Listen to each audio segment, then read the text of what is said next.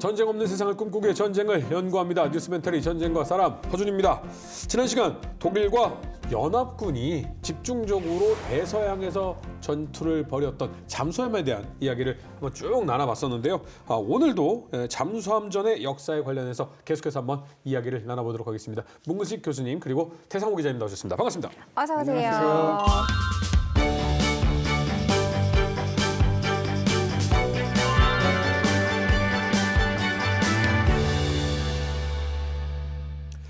2차 세계대전에서 이 잠수함들이 많은 활약을 했었습니다. 반대로 디젤 잠수함은 여기까지구나라는 한계도 명확하게 드러냈던 게 사실이죠. 2차 대전 말경에 태서양하고 태평양에서 전사한 유보트 승전이 5만 명이면 된다. 5만 명. 그 사람들이 유언이 있어, 유언. 이제는 물 위에 안 올라가는 잠수함을 좀 만들어달라. 올라가니까 죽어. 왜? 잠수함 기술보다 대잠전 기술, 잠수함을 잡아내는 기술, 공격하는 기술이 더 발전된 거예요. 그 교훈을 잘 기억하던 미국 사람들이 1954년도에 세계 최초의 핵잠수함, 핵추인 잠수함 만든 원자력 잠수함 노틸러스라는 배를 만들었는데 원자력 추인 잠수함, 핵추인 잠수함, 원자력 잠수함, 핵잠수함 다 똑같은 얘기예요. 추진원을 우라늄을 사용한다 그거예요. 근데 이 원자력 추진 잠수함도 핵추진 이번 이후에는 핵추진 잠수함 얘기하자고요.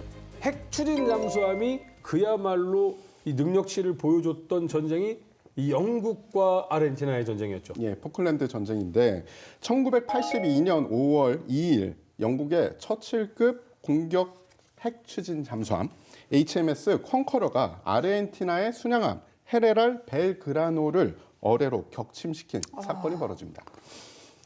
당시 컨커러는 아르헨티나의 항공모함을 공격하기 위해서 포클랜드 제도 인근 해역에 전개를 해 있었습니다.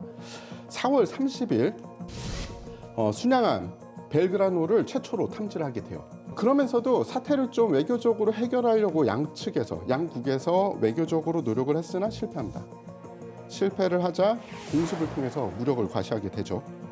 영국 기동 함대에 대응하기 위해서 아르헨티나도 세 개의 함대를 급파합니다. 참고로 벨그라노라는 함정이 지금 사진에 보이시는 건데 미군 해군 함정이었던 USS 피닉스를 아르헨티나가 1951년 구입해 온 함정입니다. 좀 구식 함정이에요. 얼마나 구식이냐 하면 1941년 진주만 공격 당시에 진주만에 있었던 바로 그 함정입니다. 그냥 이름만 인수하면서 아르헨티나의 영웅인 벨그라노 장군의 이름을 따서 한 명을 바꾼 겁니다. 노후화됐다고 해도 6인치 함포를 가지고 있기 때문에 무시하지 못할 해상 및 육상 지원 능력을 가지고 있었습니다. 또 벨그라노와 함께 움직였던 구축함 두 척이 엑조세 대함 미사일을 운영할 수 있는 능력을 가지고 있었어요. 그래서 큰 그림으로 보면 이쪽에 두 개 아르헨티나 전단이 있고 중간에 공격을 받을 수 있는데 영국 기동 함대가 있고 그리고 그 아래에 벨그라노와 구축함이 있었던 거죠. 잘못했으면 영국의 기동 함대는 위쪽에서 날아오른 아르헨티나의 함재기의 공격과 아래쪽에서 엑조세 미사일의 공격을 받을 수 있었습니다. 그렇기 때문에 영국에서는 고민을 할 수밖에 없죠. 사실 아르헨티나 함정들도 공격을 할까 말까 하다가 기후가 별로 안 좋았었대요, 당시에. 그래서 벨그라노 남쪽에 있던 벨그라노 함대가 그러면은 서쪽으로 다시 철수해야겠다. 그래서 180도 변침을 하고 서쪽으로 가고 있었습니다. 그런데 영국 본토에서 그냥 격침시켜도 된다라는 명령이 떨어져요. 공격 허가가 떨어지자 컨커러는 1982년 5월 2일 오후 2시 57분에 7초 간격으로 총 3발의 마크 8 어뢰를 발사합니다. 그 3발의 어뢰 중에 한 발은 함수에 한 발은 함미에 적중을 합니다. 함미에 맞은 어뢰가 치명타가 돼요. 3시 17분 얼마 되지 않았죠. 그러니까 어뢰 발사한 지 불과 한 10분, 20분 정도 됐죠. 20분 정도 됐을 때 벨그라노의 함장이 퇴함 명령을 내려요. 퇴함 명령이 하달되자마자 거의 몇 분 지나지 않아서 함은 침몰을 하게 됩니다. 그 와중에 323명의 장교와 승조원이 전사하게 되죠. 그래서 결국 컨커러는 세계 최초로 실전에서 수상함을 격침시킨 핵추진 잠수함이 됐고요. 본국으로 귀환할 때 해적기를 개항할 권한을 승인을 받았습니다. 해적기요? 예. 그래서 잠수함이 귀환했을 때 해적기를 건 사진이 실려 있어요.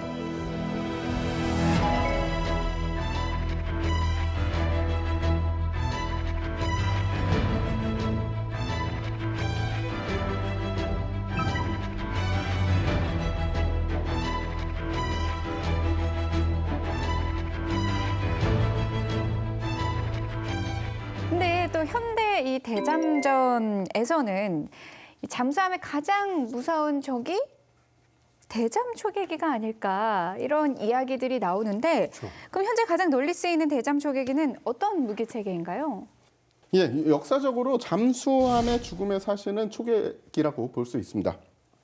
직접 공격으로 잠수함을 침몰시킬 수도 있는데 초계기가 해당 지역에 초계를 한다는 자체만으로도 잠수함은 상당한 압박을 받을 수밖에 없는 거죠.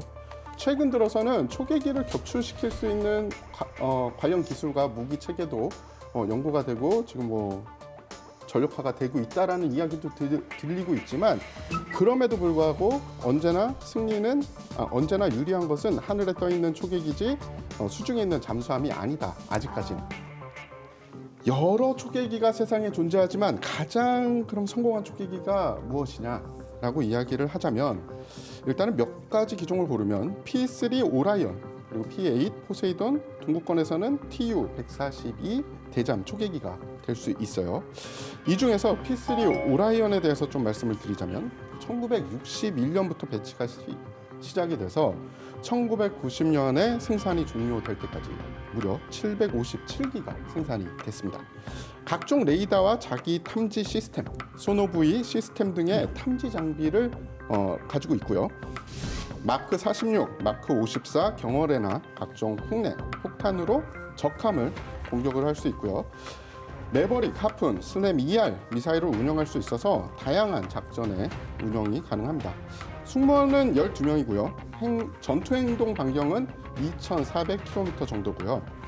참고로 우리 군도 P3C와 P3CK 총 16대를 도입해서 운영하고 있습니다. 그럼 우리 해군이 어떤 기록을 세웠는지 간단히 한번 말씀을 드리겠습니다. 2015년에 해군 P3 해상 초계기가 무사고 운영 20년을 기록했는데요.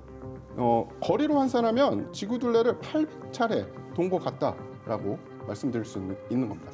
2017년 3월 22일 한미연합 해상훈련 중에 러시아 해군의 킬로급 디젤 잠수함이 우리들이 훈련을 어떻게 하고 있나 염탐을 하기 시작을 했어요.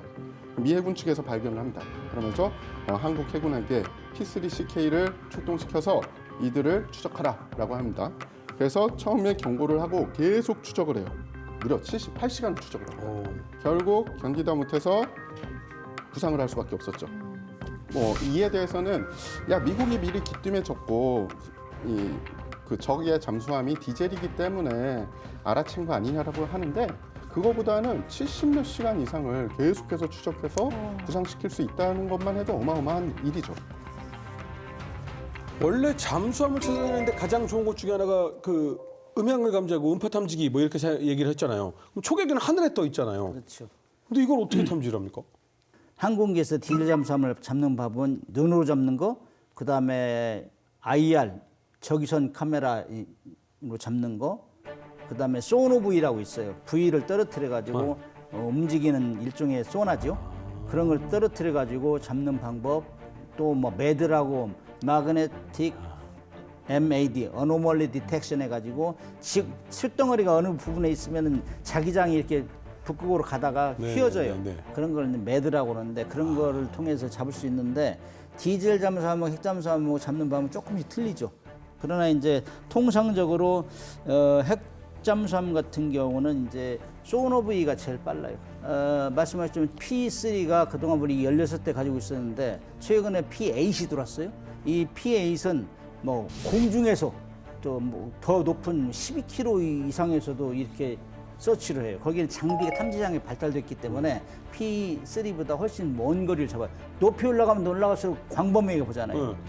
그리고 P3에 없던 기능이 P8에 몇 가지 더 들어갔는데요. 그 중에 하나가 뭐냐면은 우리가 흔히 엘라즘이라고 부르는 무기 체계가 있습니다. 장거리 대함 미사일이에요. 그래서 장거리 대함 미사일을 P8에서는 이 운영을 할 수 있게 지금 계속 진행을 하고 있습니다. 만약에 이게 다 성공을 한다면은 370km 거리가 떨어져 있는 해상 표적에 정확한 공격을 할 수 있는 능력까지 보유할 수 있고요. 또 보잉이 독자적으로 개발 중인 멀티 미션 포드라는 게 있습니다. 만약에 이걸 갖추게 되면은 정보 융합 및 전자전, 유무인 복합전 등의 능력도 강화될 것이라고 기대되고 있어요. 그다음 대잠 초계기도 있지만은 대잠 헬기가 있어요. 이 대잠 헬기에서는 디핑 소나라는 게 있어요. 항공기 초계기에서는 소나불을 떨어뜨린다고 했잖아요. 네. 떨어뜨리 거기서부터 신호를 받아서 하는데 대잠 헬기는 디핑에는 담근다 그 말이거든. 네. 그 소나 그 센서를 물 위에 담가요. 그래 저공 비행하면서 호버링하면서 그걸 물 위에 담가요. 물에. 잠자리 예, 알람듯이. 예. 그래서 그 음파 탐지를 해가지고 그거를 받아가지고 하는 그런 게 있어요. 그걸 디핑 소나라고. 그런 걸로 이제 잠수함을 이제 괴롭히죠. 그러니까 대잠 초계기, 대잠 헬기 이런 거는 이제 좀 항공상에서 잠수함에서 제일 싫어하는 거. 네, 싫어. 잠수함이 싫어서 만든 거 아니겠습니까? 그렇죠. 근데 또 이 수상 함정에도 대잠 미사일이 또 있다면서요. 맞습니다. 이건 또 어떤 무기 체계인 거죠? 어떤 무기 체계냐면 기존의 잠수함을 공격하는 무기 체계를 보면 표적과 비교적 가까운 곳에서 투사했었죠. 네. 그러면 우리 수상함이 표적과 좀 멀리 떨어져서 투사하고 정확하게 타격할 수 있는 무기 체계가 뭔가 어떻게 만들면 되나 했더니 미사일에 어뢰를 탑재를 하자. 그러면 된다라고 그런 개념으로 개발된 거예요. 네. 그래서 처음에 미사일이 발사가 되면은 단분리가 되면서 이제 해당 상공까지 가면은 탄두부에 있던 어뢰가 떨어져서 착수를 하게 됩니다. 그래서 떨어진 어뢰는 적의 잠수함 표적을 찾아서 추적을 하고 격침을 시키게 되는 그런 네. 과정을 거치게 되죠. 그 잠수함 몇 킬로미터 이내 반경에 탕 떨어지면 그때부터는 스스로 음파를 그렇지, 쏴서 자기가. 저기 있네 하고서는 찾아가는 거. 지난 시간 우리 문 교수님께서 잠깐 언급을 하셨습니다만 천안함 피격에 대해서 약간 얘기를 하셨는데 이 세상에서 그 거대한 군함을 두 쪽을 낼 수 있는 무기체계는 단 하나 어뢰밖에 없다. 이렇게 단언을 하셨거든요. 천안함 피격 사건에 대해서 한번 정확하게 또 정리를 좀 해주신다면. 잠수함 작전은 은밀한 작전이잖아. 쥐도새도 모르게 하고 시치미를 때도 몰라요. 그리고 분명히 불법을 저질렀는데도 안 했다 하면은 끝까지 추적할 수가 없어. 물 아래에서 이루어진 거기 때문에. 2010년이라 하면 바야흐로 김정일에서 김정은으로 정권이 이양되는 시기고 어수선할 때예요. 그런 시기에 정권 교체에서 뭔가 보여주려고 했어요. 왜냐하면은 계속 NLL 근해에서 계속 교전을 해도 번번이 깨지거든. 우리는 막 자동 장치로 드륵 쏴버리는데 걔들은 눈으로 보고 쓰는 이런 것 때문에 안 되는 거예요. 이제 NLL에 도발해도 더 안 된다. 그래가지고 자기들이 함정으로 안 되니까 그런 것들이 우리가 통신 감청을 하잖아요. 다 듣고 있었다고. 그래서 이 도발을 할 것이다 예측을 했는데 이 북한에서 이번엔 잠수함을 이용해서 한번 하자 이런 기미가 있었어요. 근데 우리가 이제 경비하다가 파도가 2m, 3m 치면은 힘들잖아요. 승조원들. 그래서 백령도 쪽으로 들어간다고. 백령도 왜 백령도 서남 쪽에 있었느냐 하면은 거기는 파도가 적고 그다음에 쟤들 혹시 미사일로 쏠지 모르니까 방어막으로 이렇게 한 거라고. 그런 거를 다 통신 감청 저쪽도 하거든. 그래 다 계획을 짠 거예요. 그래가지고 어떤 사람들은 야 우리가 경계를 그렇게 소홀히 했어 이렇게 하는데 아니 그때는 쉬러 들어간 거니까 거기 방어막도 있고 그리고 승조원도 쉬어야 될 거 아니에요. 배가 멀미하는 사람도 많고 우리가 경비를 하다가 뭐 자연히 뭐 우리를 막으면 어쩔 수 없는 거잖아. 파도가 높으면 어쩔 수 없는 거니고. 그다음에 서해 같은 경우는 대잠전 소나 작동하고 우리가 아주 강하게 경계를 해도 주변 잡음이 엄청 많아요. 파도 소리가 높고 조류가 세고 그렇기 때문에 음파 탐지 기능이 떨어져요. 우리가 잠수함이 내릴 줄 어떻게 알았느냐고. 그 거의 뭐 그런 건 신경도 안 썼죠. 그런 사이 와서 격침을 시키고 갔고 어떤 사람들 지금도 뭐 우리 미국 잠수함이 했다, 뭐 이스라엘 잠수함이 했다. 나 이해를 못하겠어. 미국 잠수함은 19,000톤 뭐 작은 게 10,000톤 정도 돼요. 이런 잠수함은 그 40m 그 수심에 들어갈 수가 없어. 들어가면 좌초되는데 마스가 다 나와버려야 되는데 그러면 그 직위 해제, 직위 해제. 왜 그런 일을 하냐고. 이스라엘 잠수함이 머리 여기까지 와요. 그다음에 좌초됐다. 뭐 바위에 얹혀서 좌초되면 그 부분만 깨져요. 배가 두둥강 날 수가 없어. 그다음에 기류에 얹혔다. 기류에 얹혀도 부딪히는 부분만 깨지는 거예요. 기류로 해서 함정의 정중앙을 그렇게 깨지게 해서는 아무리 연습해도 안 돼. 기류를 갖다 해도. 그래서 잠수함 승조원들은 밥 먹고 하는 일이 어떻게 군함의 중앙에 1m 하부를 통과시킬 것이냐, 어리를. 1m 하부를 통과시켜야 그 폭발력이 커요. 가스 구체가 팍 들어 올린다고, 배를. 엄청난. 내려오면서 가스가 다 빠지면은 깨지면서 딱 끊어진단 말이죠. 그런 걸 해가지고 결국 천안함을 격침시켰고, 잠수함 작전을 모르는 사람들은 아직도 그런 낭설을 믿는 사람이 있어요. 북한 차원에서, 북한 입장에서 보면 아주 잠수함 작전 성공적으로 한 거지. 그러니까 우리로 할 때는 천인공노한 짓이고 이건 있을 수 없는 일이다 말이죠. 평상시에. 이때 당시가 참 많은 국민들이 참 가슴 아파했었죠. 그럼요. 예. 또 하나는 말씀하신 것처럼 아무리 북의 잠수함이 뭐 우리는 그런 얘기 하잖아요. 고물 잠수함이다. 저건 뭐 쓸모없다라고 해도 벌써 다 침투가 끝난 상태에서 정보를 다 가지고, 그러니까 뭐 공격각 다 재고 심도까지 다 잰 다음에 어뢰를 발사하면은 지금 우리 군함뿐만이 아니라 다른 나라의 군함도 그렇게 대비할 수 있는 게 없다라고 이야기를 하더라고요. 네. 그러니까 이 사건 이후로 우리도 다시 한번 경각심을 좀 느끼고 대잠전에 대한 투자가 정말 필요하다라는 걸 다시금 느꼈을 것 같은데, 이 이후에 우리가 어떤 좀 대책을 마련했죠? 예, 일단 천안함은 1200톤급입니다. 그렇기 때문에 음탐기를 가지고 있지만 사실상 약간 구형이고 그 능력도 한계치도 좀 있는 편이었어요. 그리고 한반도 인근 바다를 보면은 대부분 한류와 난류가 섞이면서 음탐기의 어뢰 탐지 능력이 제 힘을 발휘되는 그런 지형은 아니에요. 그래서 천안함 피격 이후에 대잠 능력이 떨어지는 구형 초계함과 구형 호위함들을 도태시키고 있고요. 이 함정을 대처하기 위해서 FFX 배치 1, 2, 3, 4 호위함을 계속 건조 중에 있습니다. FFX는 기본적으로 2,500톤급의 이 함정이에요. 그렇기 때문에 구형 초계함이나 호위함에 비해서 톤수가 월등히 늘어났고 능력도 그만큼 늘어났다 보시면 됩니다. 가장 중요한 것은 절대 뚫리지 않는 매 눈으로 쳐다본다면 그런 것집은 어느 정도 예방할 수 있지 않을까라는 생각이 듭니다.